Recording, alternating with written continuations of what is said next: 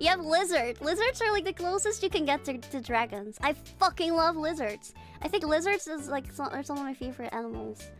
I used to have a pet lizard when I was younger. Did you know that? I caught my own pet lizard in a forest. And I kept it in like this terrarium at my home. And every morning, I would go out to like catch spiders and like put them in this bag. And then I would like drop the spiders inside of the lizard terrarium because my mom didn't want to spend like money on it.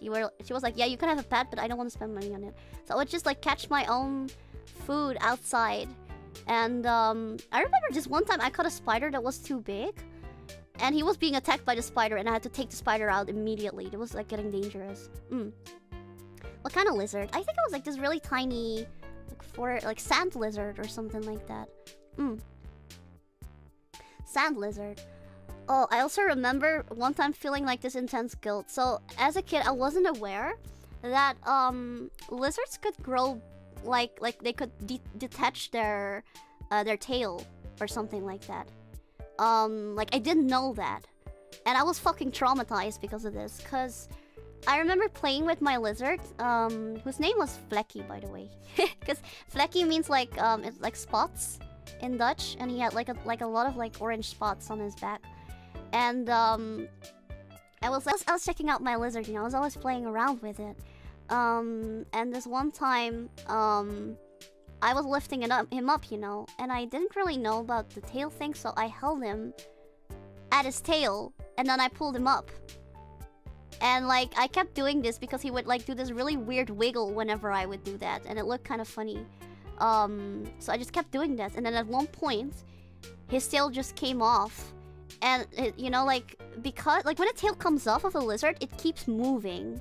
It keeps, like, moving around. And it released, and I was like, holy shit. Like, I'm screwed right now. I felt like this wave of, like, guilt go all over me. And I was like, shit, I screwed up right now. But I didn't want to, like, let my mom know. I was really, like, embarrassed of what I did. Because I was like, oh my god, like, I ruined this lizard's life now. And I loved him, you know. I didn't mean to do that. I didn't mean to hurt him, but I accidentally hurt him. And I thought my mom would be so mad at me. So I took his tail, and there was a little toy car in this terrarium, and I put it in this little toy car to like get rid of the evidence. And like, I didn't say anything to my mom, and at some point my mom said like, oh, what happened to his tail? And I was just like, I don't know what happened to the tail. Like, I don't know, maybe it just got stuck somewhere or something like that. I don't think I ever... I think I eventually told her or something after a few weeks when when we were cleaning the terrarium, and like a mummified tail came out of the car, and she was like, what is this or something, and I think I started crying, and I just like told her like, oh, I just wanted to play with him, and then his tail came off and it started moving, and I was freaking out, and then I put it in a car, and then he was moving around, and but yeah, like, I was so happy that he didn't die, because I seriously thought he was going to die after that. Yeah. Flecky! I love that lizard so much. That lizard was my companion. I remember writing songs about him, and I remember making a comic about him. Like, I made a magazine about him, and at some point he died because apparently these lizards don't even become that old. He became quite old, but not like super old, and I was like devastated by his death.